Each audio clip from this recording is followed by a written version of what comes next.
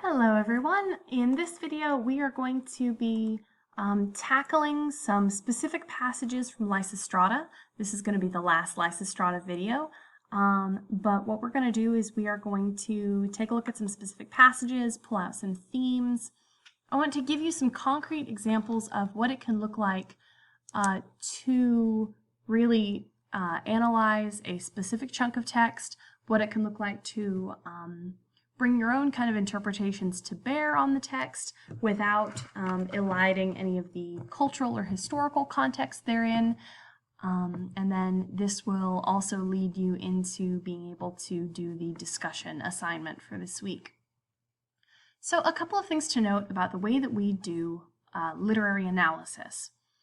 In literary analysis, especially of very old texts or texts from a culture that's very different from your own, there's kind of a dialectic at play. There's a tension. And that tension is that we want to be able to read texts in the context in which they were written, because that will keep us from kind of making untrue assumptions about the intention of the text, the meaning of the text, some of the information contained therein. But at the same time, we in literature studies work with a concept called the death of the author. Now, the death of the author is a concept that sort of describes the way that every time we sit down and we read a text, we are bringing our own backgrounds, our own personalities, our own, cultural context, our own historical context. We bring all of that baggage with us when we read a text, and it shapes and changes our own interpretations. So that's also tied to something called reader response. But death of the author itself sort of implies that just because someone writes a text, once it leaves their possession, it becomes open for interpretation, even if the author had originally meant one thing, that once they release a text into the world, people are free to interpret it differently. So those two issues are kind of always in balance in our minds as we read. The balance between recognizing that something was written in a specific time and in a specific place for a specific purpose, but also recognizing that whenever we read, we are going to interpret it slightly differently than everyone else. So with that in mind, let's go ahead and take a look at the first passage.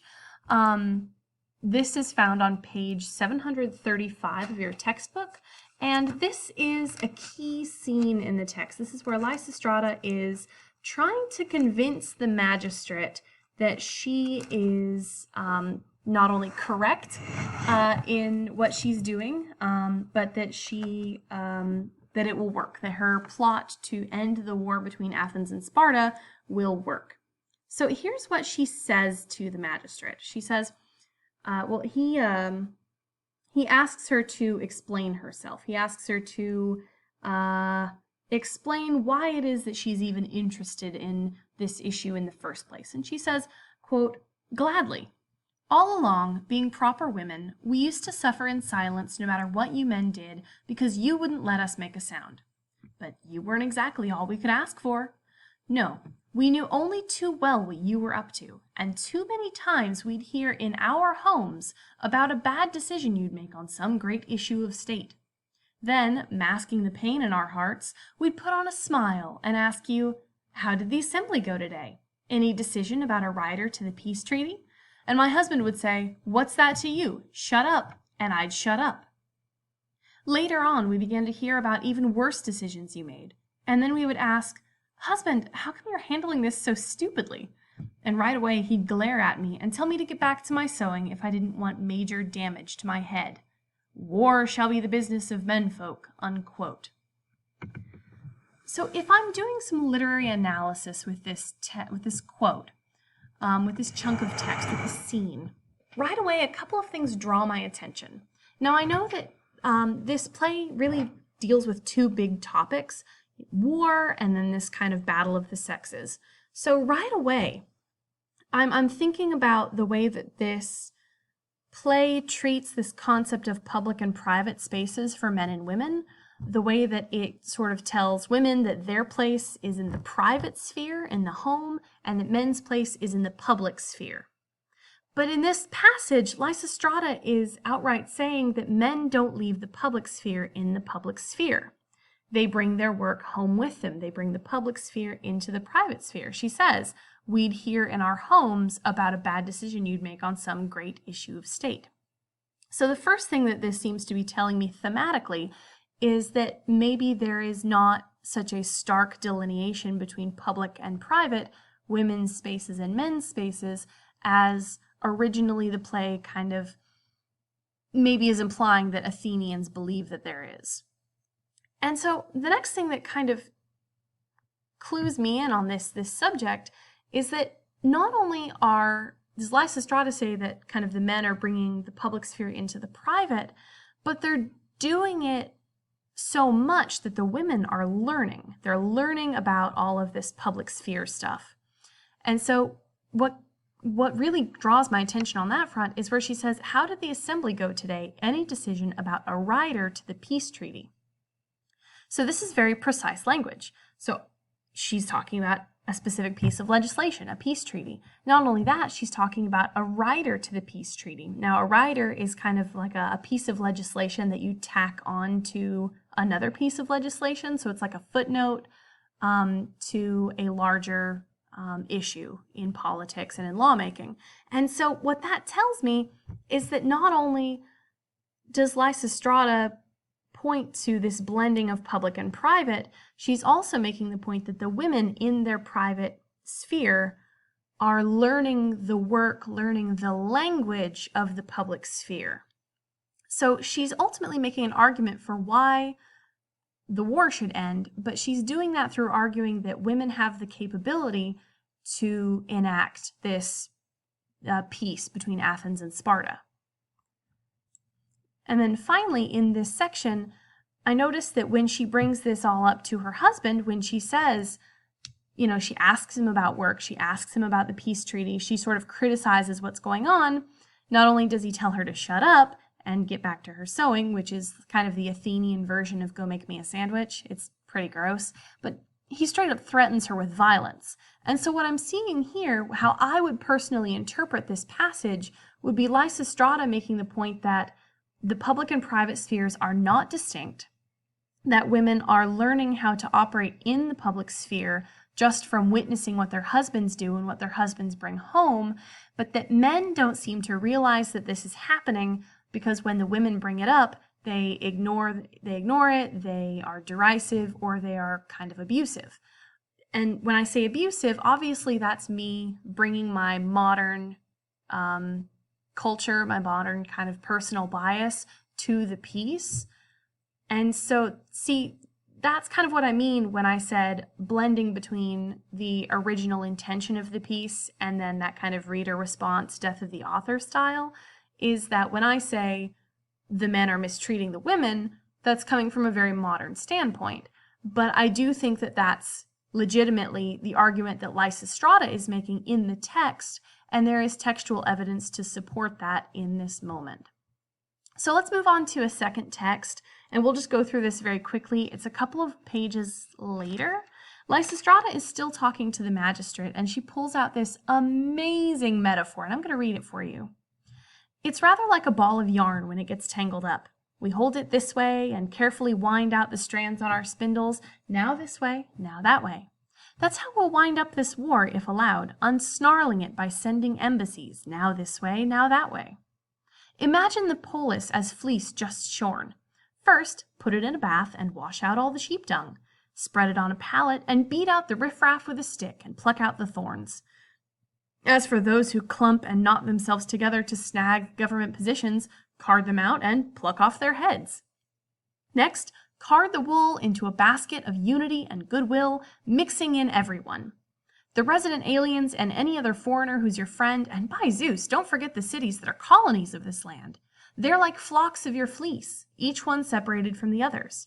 So take all these flocks and bring them together here, joining them all and making one big bobbin. And from this, weave a fine new cloak for the people. So here, Lysistrata is trying to explain to the magistrate, again, how it is that she is able to do the work of peacemaking. And she pulls out this distinctly domestic metaphor to explain this. As a little bit of context, spinning in Greek society was seen as the ultimate expression of womanhood and of femininity. If you look at a lot of ancient Greek art, you will see a woman spinning very often. She'll have her distaff and spindle kind of always tucked under her arm. And so that Lysistrata is bringing such a feminine domestic activity to bear on this, really public kind of masculine endeavor, again demonstrates to me this kind of breakdown of public and private sphere that maybe Lysistrata is kind of showing the magistrate how there's no real distinction between the two, and how women in understanding one sphere are fully competent to handle situations in the other. Now, the more I look at this, the more that sort of comes out to me and jumps out at me. So if you read a little further on this page, the magistrate responds by saying, you don't understand, you don't lose anything when you go to war, you're using a dumb metaphor because you don't actually understand how war works. And then Lysistrata again responds by saying, okay, but we bear the sons who go off to war. We lose the husbands. Our quality of life suffers. If somebody invades our city, we suffer. And so she goes from this very kind of abstract to the magistrate metaphor to then giving very concrete examples of the way that the war does in fact affect women. So for me, again, and this is very personal interpretation, what she's doing there is combining this metaphor with these real-world examples to again demonstrate that ultimately there is not a hard and fast delineation between the world of women and the world of men, and that what happens in one will affect the other.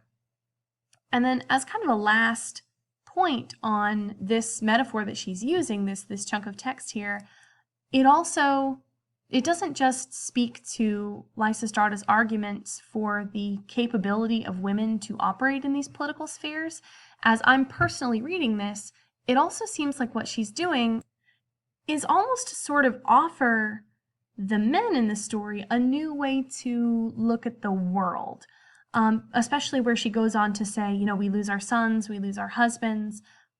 She is almost kind of really saying that, we could be structuring a society, and we should be structuring a society in the same way that we spin and weave cloth, which is to, get rid of corruption, get rid of, sort of as she says, the thorns of society, but then to, card it all together, mix in everyone, make one big bobbin, and from this weave a fine new cloak for the people. So she's really making a very nuanced point that seems very inclusive to both the men and the women of society. So again, these examples that I'm giving you are just examples of the way that I would approach kind of analyzing little chunks of the text.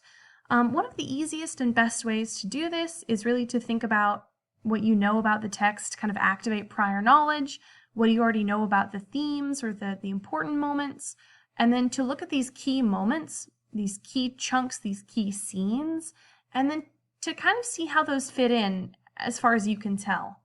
And remember that interpretation, as long as it's grounded in the evidence presented, and as long as it is grounded in an understanding of the context of the narrative, there are a great number of different interpretations that you can come to in any given text. You could also read this particular moment as a different kind of celebration of domesticity. You could simply read it as her trying to come up with an effective metaphor. You can read any text in a number of different ways and still be correct, as long as it's grounded in the textual evidence of the narrative.